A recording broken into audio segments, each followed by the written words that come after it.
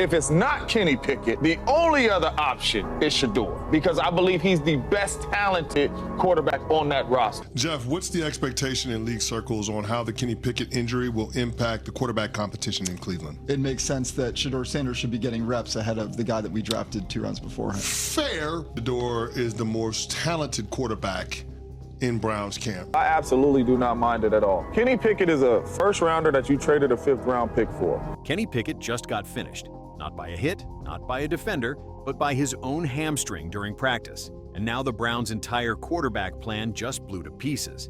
And while everyone was staring at the trainers, Shedeur Sanders stepped forward like the moment had been written for him. Now he's taking QB1 reps. The haters are losing their minds, and Cleveland may have just stumbled into the biggest blessing they never asked for. But when the guy right over the top of you, let's see if that leg gets bent underneath. So, here's what actually went down. Kenny Pickett rolled out like it was just another routine drill, planted his foot, and boom, he hit the turf. And this wasn't one of those he'll shake it off in a minute situations. One bad step, and it was game over. No walk-off, no tough guy limp, just trainers sprinting in and teammates already knowing it was serious before the diagnosis even dropped. Not sign another quarterback in wake of the hamstring injury, so that means this week. Let's be real. This wasn't some precautionary cramp or day-to-day strain. This was a full-on system crash. Word spread fast inside the facility, and it wasn't pretty. Grade 3 hamstring tear, possible tendon damage, and surgery on the table.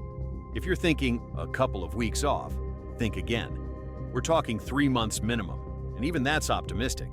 If the rehab drags, and it usually does with this kind of injury, the Browns might not see Pickett again until December, and by then, what's the point? That's a good way to jump off this starting conversation. Unless you want an injured quarterback. Over the weekend, we got news that Kenny Pickett suffered some sort of hamstring injury during Saturday's practice. He did finish the practice. This is the guy they traded for. The one they brought in for stability, familiarity, the so-called safe option. But before he even made it to preseason, the entire plan fell apart.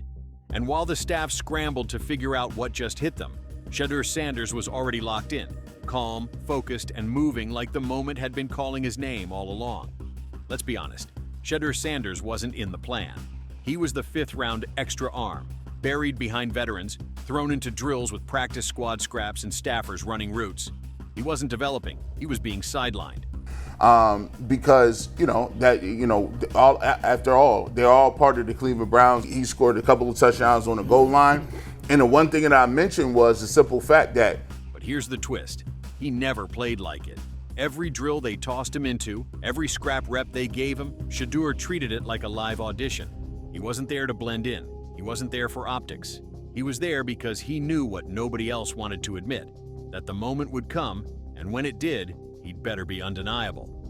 And then, in my opinion, I think that Shedeur Sanders is the best. And now, that moment has arrived.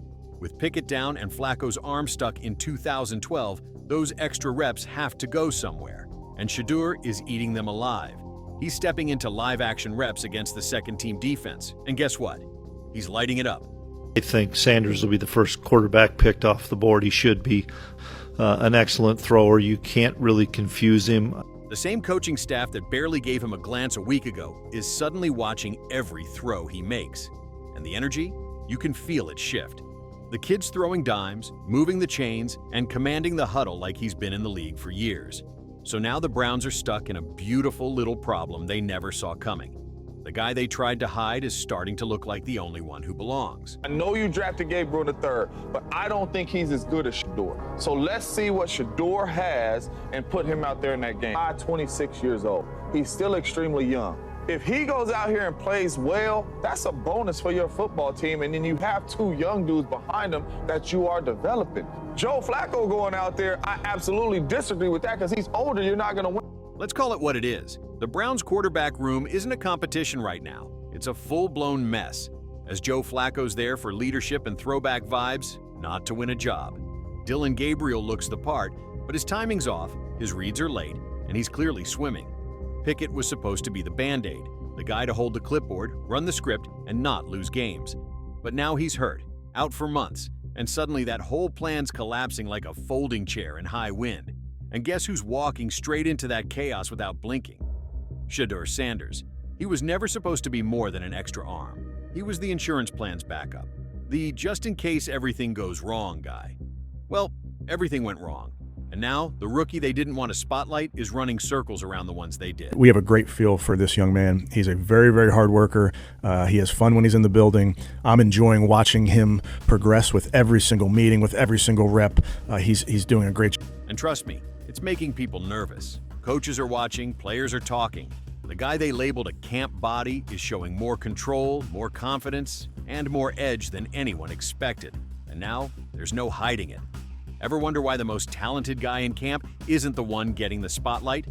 That's exactly why you need to like this video, drop a QB1 in the comments, and hit subscribe. Because Shedeur's moment is being buried by politics, and this channel's the only one calling it out in real time. And what you're seeing on the field is one thing. What's happening behind the curtain? That's where the real drama is. Because here's the part no one wants to say out loud. This isn't just about quarterback reps. It's about control. Andrew Berry traded for Kenny Picket. That was his move, his reputation, his insurance plan. And now that plan is limping around the facility while Shedeur Sanders, the rookie Berry didn't even want, is lighting up camp. You think the GM's thrilled? Not a chance. Every good throw Shedeur makes chips away at Berry's authority. So Jimmy Haslam, there's a lot of speculation. He wanted Shedeur Sanders. The staff drafted Dillon Gabriel. And here's the kicker. Jimmy Haslam wanted Shedeur, not just as a flashy name, but as a future franchise face. And now the kid is delivering. He's poised, he's sharp, and he's winning the room. So now Stefanski's stuck in the middle, a GM protecting his trade, an owner backing the rookie, and a quarterback room that just flipped upside down. This isn't a competition, it's a turf war. And Shedeur? He didn't start the fight, but he's winning it. Thank you for Browns organization for giving me a chance. That's all I need. Yeah! Let's be real. They gave Shedeur a chance. The media labeled him before he ever threw a pass. He's just Prime's kid. It's a PR pick. He'll get cut by week 3. That was the narrative. They didn't scout him, they dismissed him. But then the clips started leaking.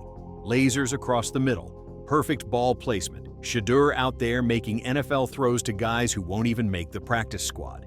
And just like that, the silence broke. Fans started asking the obvious. Why is the best arm in camp stuck on field 3? Why hasn't anyone said his name? Now those same analysts who laughed him off are backpedaling on live TV, pretending they didn't already write the kid off. But it was too late. The internet caught on, Cleveland was already paying attention, and now the conversation has flipped completely because Shedeur made himself impossible to ignore. I mean, let's be honest, you don't like him because he's flashy? Because he has a nice watch better than yours? I mean, he is a rich kid who's really earned it. And that's why people should actually be applauding Shedeur. Let's be real. Shedeur Sanders was never judged fairly.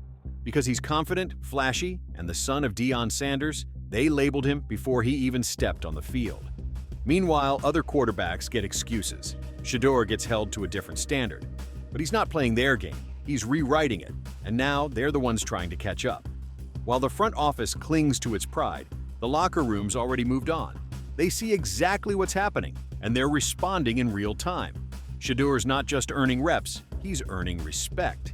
Veterans are sticking around after practice to work with him, linemen are backing him in meetings, and the leadership voices?